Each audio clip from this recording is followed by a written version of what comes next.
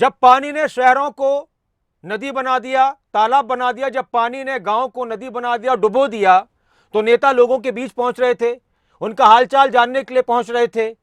तो लोगों को बहुत सी जगहों पर लगा कि उनका हालचाल ठीक से नहीं जाना जा रहा, उनके बारे में सोचा नहीं जा रहा, उन तक मदद नहीं पहुंचाई जा रही ठीक से। तो इस दौरान लोगों का गुस्सा भड़का। हालांकि इस तरह के गुस्से भड़कने को ठीक नहीं कहा जा सकता।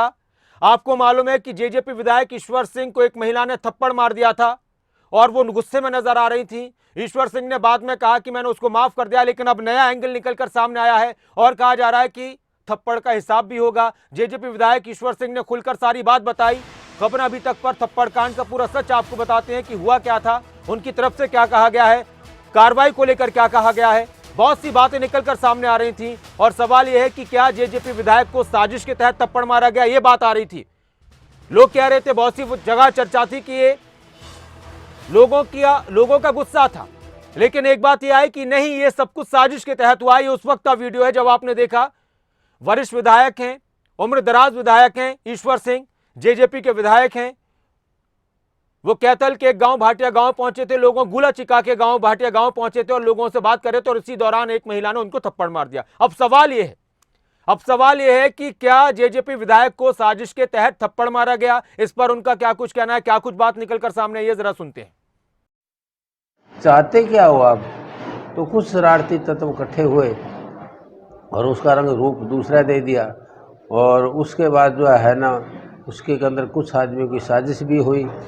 वैसा मेरे को महसूस हुआ कि अभी ये मामला जो है ना बाढ़ का नहीं है, बाढ़ का पॉलिटिकल मामला कोई बीच में क्रिएट करके आया।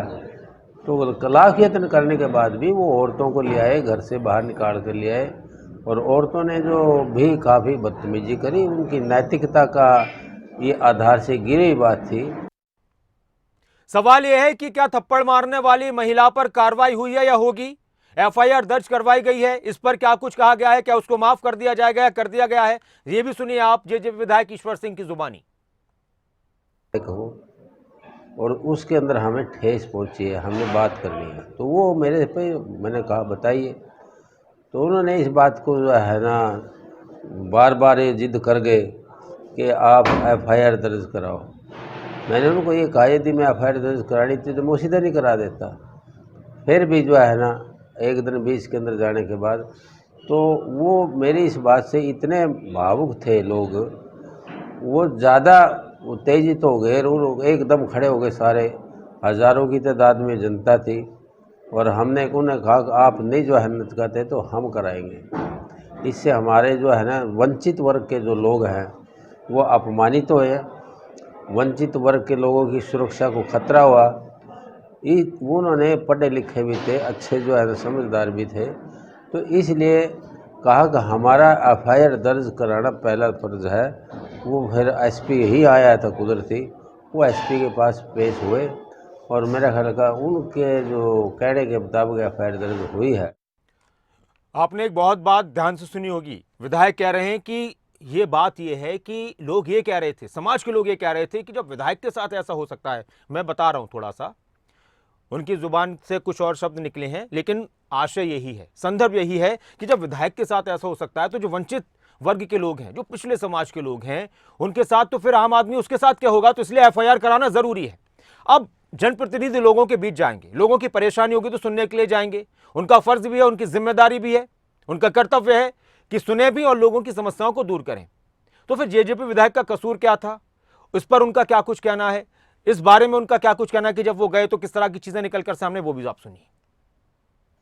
तो हमने तो बहुत कोशिश करी कि भी गांव के अंदर अमन चैन भी है रहे। वैसे भी मैंने तो बहुत पहले उस गांव के अंदर काफ़ी कुछ जो बंद टूटा वो भी मेरा बनाया था 78 का बंद टूट जाना और वो पानी के बहाव में टूट गया। उसमें एमएलए का क्या कसूर था, उसकी मेरा तो उसके अंदर कोई हो नहीं। तो इसलिए उनको मैंने ये बात बार बार कही कि अब जो है ना बंद तो टूट गया, मैं आपके बीच में आया हूँ, अगले हम गांव की जान माल की सुरक्षा कैसे करें। उन्होंने सुनी ही नहीं मेरी बात और बार बार जो है ना मैंने कोशिश करने के बाद भी कि भाई आप हमें ये बताइए चाहते क्या हो आप। ईश्वर सिंह की बात आपने सुनी, वो कह रहे हैं कि इसमें मेरा क्या कसूर था भाई, बंद टूट गया, सही कराएंगे, मदद करेंगे, मैंने ही वक्त में, जब मैं सरकार में हुआ करता तो मेरे ही वक्त में बनवाया गया था, इस तरह की बात उनकी सुनी। अब एक बात यह है कि क्या ये थप्पड़ कांड कोई राजनीतिक मंशा के तहत अंजाम दिया गया था, राजनीतिक एजेंडा था, उस पर क्या बोले वो वही सुनिए आप। ये बात आपने बहुत अच्छी, यहीं जाकर मैंने पता लगा कि उस गांव की ये रीत बन गई कि जो भी विधायक वहाँ गया अपमानित होकर आया।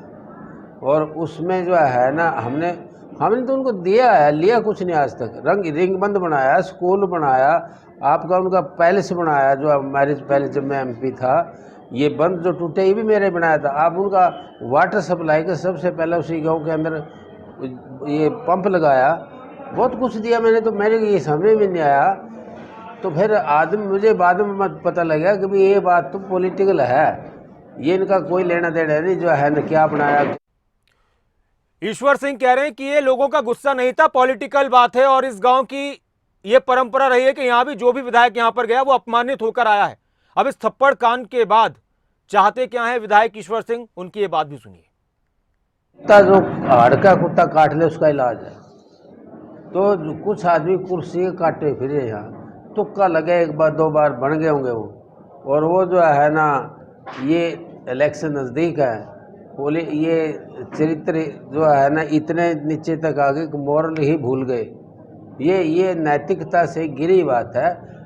मैं कि चाहता हूँ कि किसी विधायक, कोई भी हो, चाहे किसी भी पार्टी का हो, कोई भी सीनियर आदमी हो, ऐसा घटना नहीं घटे। ये मैं चाहता हूँ भाई, उसका सबक जरूर सीखा जाए।